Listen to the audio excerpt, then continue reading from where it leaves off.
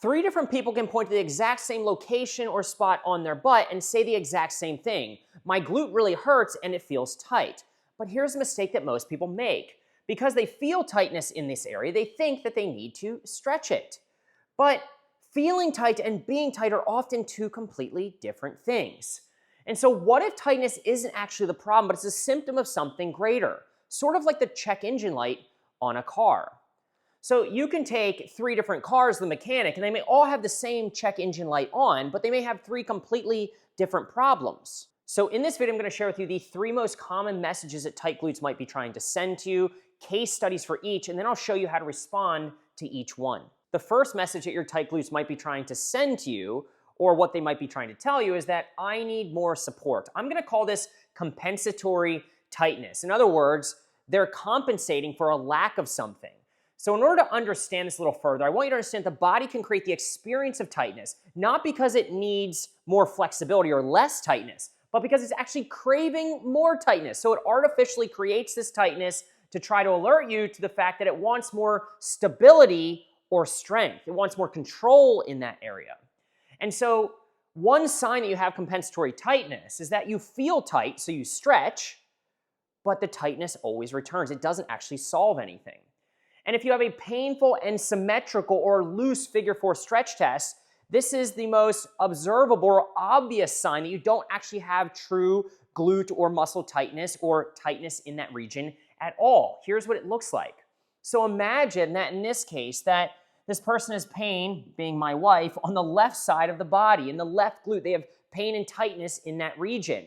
But when they compare the flexibility or the mobility from the left side, the painful side, to the right pain-free side, it moves exactly the same. It's symmetrical with regards to the degree of motion. So it might feel tight, but it's not objectively tight. There's no difference in the range of motion. Or in my case, if I have pain and tightness on my left glute, but I do this figure 4 stretch test, and my painful side drops further or moves better than my pain-free side, then I have a loose figure 4 stretch test, and I cannot have true tightness or loss of motion, which is the cause of my symptoms. So now I'm going to share with you an actual case study of a patient who had compensatory tightness, and you can see that the painful and tight side is actually more flexible than his pain-free side. This is the good leg. Yeah, we'll call it the good leg, yeah. Put that up and it feels like it's quite a way little up bit. in the air. I mean, I can ask it to go down and there's a little bit of pain, Yeah. pain in the hip, but yeah. Yep. So cool. the leg that has the problem seems to be much further down. Yeah, it's more flexible. So if your glutes are trying to tell you that they need more support and you're experiencing compensatory tightness, then the solution is not to stretch it, but it's to stabilize or strengthen it. And so instead of lengthening or pulling 2 points further apart, you could say that is stretching. Why not try shortening them or contracting via strengthening exercises? You've seen these exercises before, that these are ways to shorten the area of pain, shorten the glutes in this case. So bridges, they squeeze the glutes. Side leg raises, these squeeze the outer or lateral glutes, the glute medius, for example.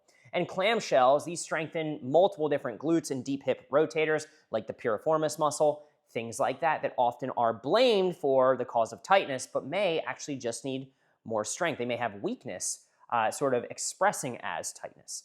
All right, so you could give these a try. So here's a screenshot of a video Roger sent to me. He's actually tightening the area of tightness to get rid of his tightness via contraction. A clamshell or figure 4 strength exercise, he's using a band and performing 3 holds until he's tired, and you can see that it's working for him. So Charlie, you bloody well cured me. After 6 years of dragging my damn dead leg behind me, he's back to running long events. And he's just doing that one exercise on that one side of the body after years of trying everything. The second message is that I'm trying to protect you. And I call this protective tightness. And in order to understand this, we need to get that unpleasant sensations in the body are sort of like your body's alarm system or smoke detector. And pain and tightness are just sensations designed to protect you from some perceived or actual threat or danger.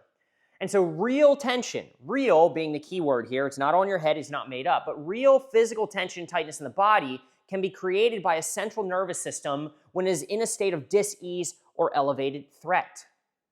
And so think of your nervous system like a bucket. A bucket can only hold so much water before it overflows. In this case, if the nervous system becomes overflowed or overwhelmed, then it will cause real physical symptoms in your body, such as pain or tightness, and often it occurs in the glutes. And this is well supported by neuroscientists as well as multiple different people published on the topic. John Sarno, Mind Body Prescription, and in the book, The Body Keeps the Score, kind of says it in the title. And so if the message is, I'm trying to protect you, then the goal is to, or how we fix it, is to restore safety. And so now I'm going to share with you an actual case study of a woman I've worked with. Her name is Eileen. She feels tightness in the glutes. She's been diagnosed with all the traditional things that one might expect, which could cause tightness: arthritis in the hip, in the back, spinal stenosis, piriformis syndrome. But she might have those things, but they're not the cause of her tightness. She describes protective tightness, and she shares with you how something we taught her can resolve her tightness almost immediately. In high pain mode. I had just gotten up, and that's when it's usually the worst. And so I just started thinking of positive things, noting the movements that I did that felt good, that it wasn't 100% of my body that was in pain. And then I literally started like talking to my glutes, like, you need to, you need to relax. You need to start, you're too tight. And I'm starting to notice a huge connection between the tightness, and the emotions that bother me, other emotions that where the glutes have to tighten up more and gear up to work, so lifting, bending, standing, sitting, that kind of thing, when they're already overly tight. Correct. So as soon as I did all that, the pain subsided and the glutes relaxed. And so I was just happy to tell you that I get it, or at least I'm beginning to get it. So what you just observed Elaine practicing was something called somatic play. There are 6 different steps. All I ask that you give it a try to see if you can reduce some of the tightness or symptoms in your body. And the worst that happens is nothing. You just become less reactive, and well, that's never made anyone worse. Okay, so step 1, find a moment when pain, tightness, or other symptoms in your back, butt, hip, or leg, glutes, are tolerable. If symptoms are too high, then you won't be able to restore safety. Step 2, close your eyes. Step 3, observe your symptoms gently, not intently. So just paint a rough picture of what things feel like, where symptoms are, what's happening with those symptoms. Are they moving? Are they staying in the same spot? Are they achy? Are they dull? Are they throbby? Are they burning? Are they tingling? Are they just, well, it just feels tight? Whatever it is, paint a rough picture of the symptoms. Now shift your focus to your breathing or some other internal kind of experience in the body. Breathing's an easy one because most of us aren't afraid or threatened by breathing, all right? So you might notice what it's like to breathe in. Notice the temperature of the air as you're breathing or the air as you're going out. Maybe one nostril is more clogged or stuffed than the other. Take note. Maybe there's a certain smell. Maybe you can picture it like a tide rolling in and a tide rolling out, or a wave crashing and then a wave rolling out to sea, or maybe like a washing machine. Right, we see the clothes go to the top and then they fall, and they go to the top and they fall. Whatever it is, just get lost in and or involved with and start to notice what it's like to breathe, focusing on the breath. Maybe do this for a minute or so. If your brain goes back to trying to change the symptoms, just go back to the breathing. And then turn your attention back to the symptom. So on one exhale, just go back down to the butt and notice what happens to the tightness. For same, better, worse, it doesn't matter. And then go back to breathing. And then go back to symptoms. And you're just kind of playing with the symptoms. And the goal here, this is super important, is not to change the tightness or sensations that you're feeling, but to change the reaction to the tightness. Keep that in mind. All right, and the third message is I need more motion. And we call this mechanical, true tightness in that area. And so in this case, the body is actually tight. Not because you feel tight, because it is actually tight, as evidenced by a painful and stiff or limited figure 4 stretch test. Here's what it looks like. This is the pain-free side, this is the painful side, and it is stiff and painful or actually tight. And when I say actually tight, you and I and everyone else could agree that if you get your leg in this position and sticking up in the air, that it is actually limited in the degree that it can move. It's limited in motion. It's truly tight. It's mechanically tight. And so now I'm going to show you an actual case study of a gentleman who reached out to me for help. I actually referred him elsewhere because I didn't feel I was the best person to help him. But check out Bill, who demonstrates what it's like to have a painful and stiff figure 4 stretch test, a mechanically tight glute or hip. All right, can you see me there? Yeah, let's do the good side first. All right, boom. feels great, no problem. Complete flexibility. Yep. Right side. Okay, that's just naturally, I mean, I can push it down, but it hurts. It's really tight. Yeah, yeah. But that's as far as I can go. Okay, and where does that hurt? Here in the groin. Yep. Kind of in the lower back, right side. It's tight all around the hip. Yep. Kind of right in the joint. But it's not like the acetabular, not where the bone structure is. It's more the muscular structure around the hip. I get it. Yep. Okay. Okay. And so if this is the message that your glute is trying to send to you, and it's actually mechanically tight, typically the goal is to move it, or the chief aim of and or response to this message is to try to move it more. But notice I have a little bit of a question mark there, because, well, you can move it in a couple different ways. You could go get hands-on treatment. A lot of people really are kind of used to going somewhere and having something to move them or pull on them or push them or crack their back or hip or whatever, right? And it makes them feel better. But research shows that it doesn't really make people feel better long-term. In fact, there's essentially no difference in the effectiveness between manual or hands-on treatment combined with just exercise and or just exercise alone in people who have tightness in the hip or glute region. And when it comes to moving the hip in other ways, you can use exercise. And the cool news is that exercise is an effective way to reduce pain and improve function in people who have tightness or stiffness in their hip or their glute region.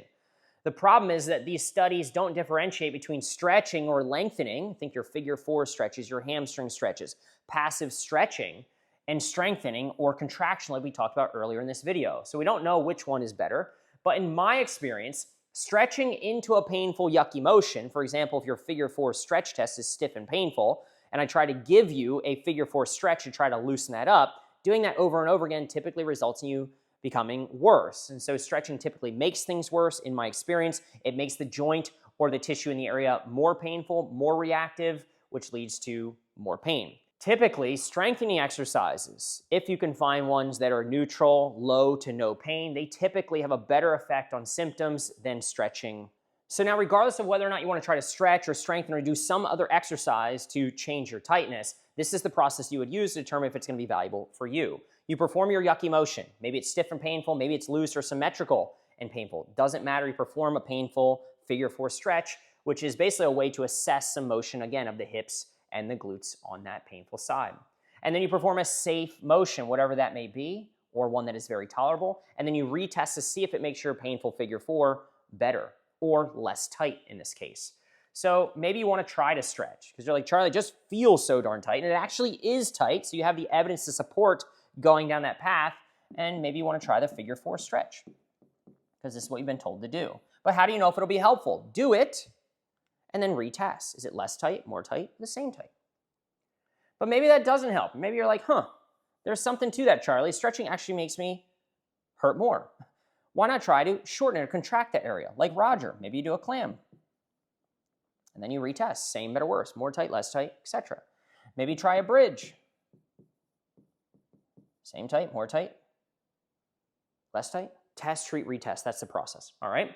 Now, another way that you could try to address a true mechanical tightness, especially if hands-on, stretching, strengthening, exercise does not work, sometimes people just get to a point where they may need a hip replacement. And while I'm not a fan of recommending these things, because obviously there's risks involved, here are my criterion for people who might need this, okay? Symptoms greater than a year of tightness in the kind of hip and or glute region. And by the way, why do I say hip? A painful hip is often something that causes a lot of tightness in the glute. And so if you're having true tightness on that side, there's a good possibility that the hip joint could be causing the tightness in the joint and in the glute region. So symptoms greater than a year, worsening range of motion. If that figure 4 ability to kind of put your socks or shoes on is getting more and more tight over time, and that is, again, something that we don't love and maybe leads us closer to getting maybe the joint itself looked at. Limping while walking. If you're limping while walking, it's a sign that the hip joint might be the cause of your pain and tightness because the hip joint is a load-bearing joint. And then pain at night. So is it impacting your sleep? If you've got all these different things, then we start to say, well, yeah, your glutes might be tight, but the cause of that might actually be a hip joint problem, which is restricting kind of everything in that area. And maybe we do need some type of other treatment, a hip replacement, for example. All right. That was actually what happened to Bill, the gentleman I shared earlier who had true mechanical tightness of his hip and of his buttock, okay? So in this video, we talked about the different messages that tight glutes are trying to send. And we kind of labeled the different types of tightness: compensatory tightness, protective tightness, mechanical tightness. And then we talked about the solutions. Compensatory tightness, you actually have more flexibility, not true tightness in that region. Stabilize it. Protective, your nervous system is overreactive in a state of dis-ease, which is causing disease and or real physical tightness in the glutes. Try to restore safety via the somatic play. And well, if you have mechanical tightness, you could try to stretch it and move it. You could try to have hands-on treatment, but it's been found to be no better than exercise alone. Or you could try to just contract it, give it more stability to support the joint or support the tissues in that area. Give it a try. We showed you how to test, treat, retest. So now if you want to go deeper and you want to understand from a diagnostic standpoint what could actually be causing the tightness in your glutes, then be sure to check out this other, more in-depth flowchart style diagnostic video.